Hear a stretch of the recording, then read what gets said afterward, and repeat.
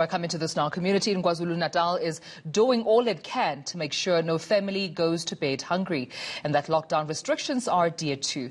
The families who receive a hot meal have to stick to the lockdown rules. And Ian says Dason Thathia is visiting the kitchen in Wentworth. Dason, good to have you with us. I mean, earlier on we saw you doing sort of like a drive-by with some of those donors who, of course, are delivering those warm food. Where are you standing right now and what's been happening?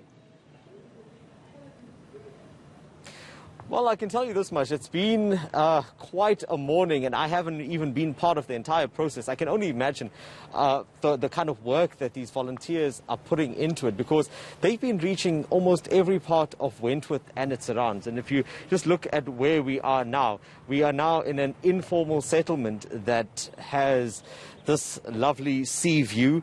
To get here, they've had to walk along this pathway among these bushes just to ensure that even those that are living in this remote location are able to get some of those meals. So far, at the last count, they have delivered something like 400 of these warm meals that you would have seen the chefs preparing early this morning, and their target for today is about 2,000 or so. And, you know, something that was so heartwarming while we were making our way through the community was just as people were screaming out and saying thank you and blessing these volunteers and telling them that they are so grateful for what it is that they are doing, something that they have been doing since the lockdown started, to ensure that those that are not working during this time or those that are less fortunate have something to eat. And let's just take a listen to some of those interviews that we did. We didn't want to ambush people during the live segment, so I recorded some of these interviews afterwards with their permission. So let's just take a listen to what they had to say. It helped in a lot of ways. It helped, really did. All the necessities we need for the time being. Really grateful for that. Thanks, guys. How hard has the lockdown been for you and your family? Because no one can go to work and stuff, so it's very hard. And you all have been a great help to us, serious. So, Dason, part of what the community volunteers that you've been talking to were saying is that they profile the communities and the families in need so that their aid is actually targeted and they don't create a situation where the expectation exceeds what they can deliver.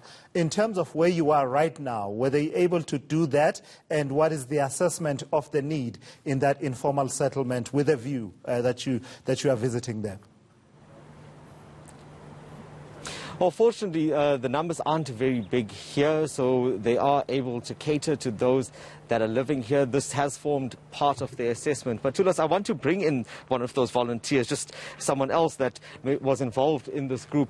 I think I spoke to you earlier on today, and one of the things that just kept ringing in my mind since I've been with you guys is what it takes to get up that early in the morning every day to ensure that your fellow neighbors have something to eat. And can you just tell me what drives you? The love for the community, for change, for uniting the community, that we all can put our hands into the plow and more will be done.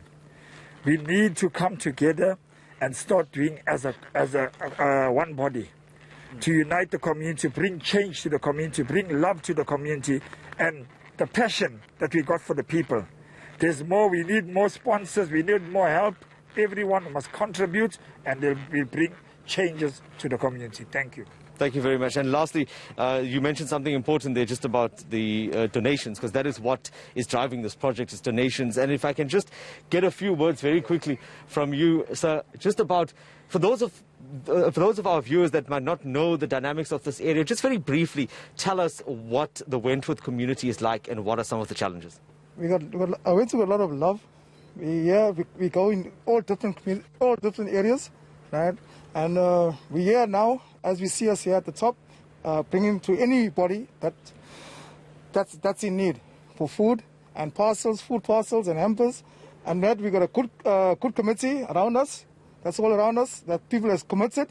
We wake up in the mornings, we're up in the mornings, and we finish very late at night to come and help our community out.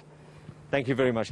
I think I'll take away that word from that conversation, just committed, because that's exactly what this team is as they continue to do this for the remainder of the month. I have lost communication with you, but we will continue this chat a bit later on this afternoon. Well, thank you so much, Jason Thathia.